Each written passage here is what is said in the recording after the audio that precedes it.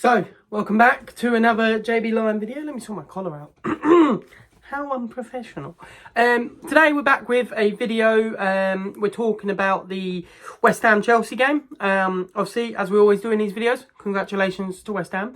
A very good game. But yeah, let's just get straight into the meat and veg of this video. So firstly, positives. We had a good first 5 minutes. I know it's not very long, but we had a good first 5 minutes. We came out of the traps really sharp, really zipping those passes around. It looked absolutely lovely. When Felix scored, I was over the moon. I thought, this is it. We're going to win 3-0 today, comfortable. But as we can tell by the result, it wasn't meant to be. Like I said, we played really good throughout the game. We had some decent possession. First 5 minutes, lovely. After that, we just got worse and worse. Players just didn't seem to, like, once we conceded this, once we were ahead, players wanted to play. Felix looked sharp, Enzo looked sharp, Mudryk looked sharp, everyone looked sharp, and then as soon as we conceded that sloppy goal, that was it. Levels dropped, players' heads dropped, and we just wasn't anything what we should be, realistically. But positives takeaway, we look good.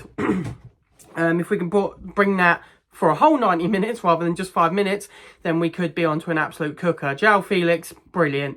Enzo, brilliant. They were probably the two standout players of the day. Amazing. Now let's get into the negatives. Cucurella, very poor. I don't know whether it was management instructions or whatever, but he would not, for some reason, pass to Mudryk. Mudryk would be in a free space from the left wing, but he would opt to pass back. So I don't know whether it's players' instructions or whether he decided to do that. I don't know. He would never, ever pass the ball forward, look for a ball to penetrate their back line. He would just constantly pass back. And I don't know whether that's lack of confidence or what at this point, but Cucurella, not the one that game. He wasn't playing very well. I think we left it on far too long and we should have taken him off when we did. So yeah, Cucurella, not a great game. Obviously, a guy I stick up for, and as you saw in my last video, I love to bits, Kai Havertz. It wasn't his day. He didn't really perform well. I think maybe he needs to be benched for one game to kind of learn his lesson.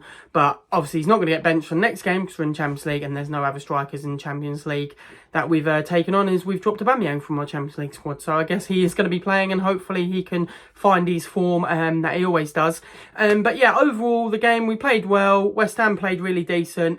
You know, take my hat off to Souček for a great save at the end there.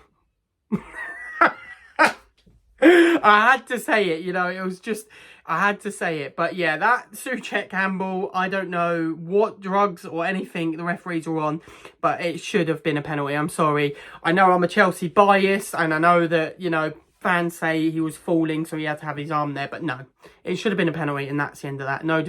No arguments made. We should have had a penalty and we probably should have won 2-1. Not that we deserved it, but we probably should have.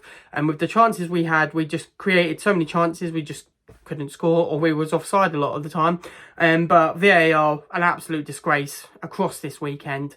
You know, for all the games yesterday, awful VAR decisions. I think, you know, I'm behind VAR, but I think when they're making such poor decisions as they did this weekend, then it's got to be questioned just a little bit, I think. But yeah, overall, we looked sharp, we looked good. As long as we can bring that for 90 minutes, then I can see it working. I just want to mention about Graham Potter. I know a lot of fans are on his back, which I am as well, because I don't think he's good enough. He doesn't have that game decisive knowledge at the moment, I don't think. When we're like 1-0 down, 2-0 down, he doesn't know how to switch a game to bring us back into it. So I think that's what he's got to improve on.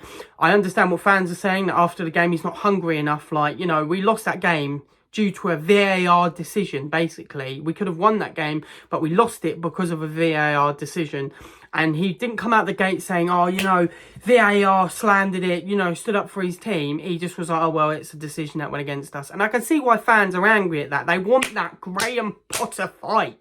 They want him to fight for the squad. And I get that. I want that hunger. I want Potter to come out and be like, you know what, this is an absolute disgrace. We lost the game because of VAR. I want him to be like that. But I just don't think he's that guy. He's not like the Tuchel or the Jose Mourinho that will come out and have a handbag match after the fight. He's not like that. He's very reserved, very, you know, very good boy. He likes to not have too many opinions about him. So I understand it. I do think if we don't beat Dortmund Tuesday, or if we don't win our next Premier League game, which I think is Southampton, which we should, you know, we should be battering them. We should be battering West Ham, to be fair. But if we don't batter Southampton, we either draw or lose. I think that's the end of Potter for me. I do believe in him. I want to get behind him. But those in-game decisions that he makes are just mental.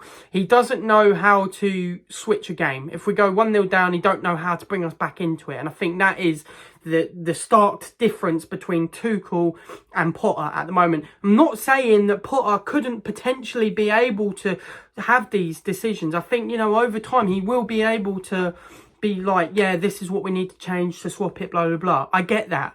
But I think at this moment in time, Potter isn't there at the moment. I think, you know, we're not looking, like I've said in my last videos, this is a progress, this is a rebuild. I get it. But he's looking for a rebuild of a year, and I don't think he's going to get that time, unfortunately. I don't think he's going to have a year where, you know, he can rebuild this. I think he needs to try and quicken that process. What he did at Brighton was absolutely brilliant, like, don't get me wrong, but at Chelsea he needs to try and quicken the process. I will stand by him and, you know, be a Potter fan, but I just think he needs to pick something out.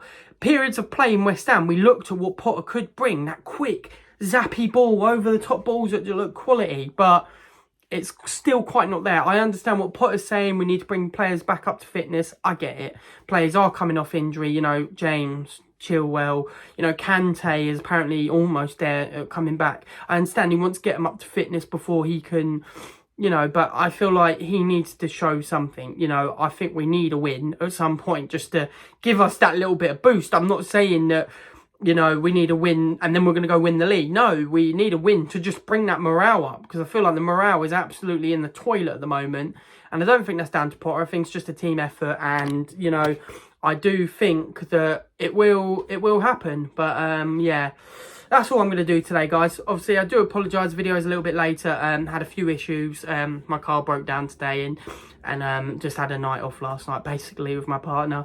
But, yeah, I hope you guys enjoyed this video. I've been JB Lion. Like I always say, if you're new around here, hit the like button. If you are new around here, leave a comment of what your thoughts are on Chelsea's situation at the moment, because I do love replying to them. And, yeah, I've been JB Lion, and I'll see you in the next video. Peace.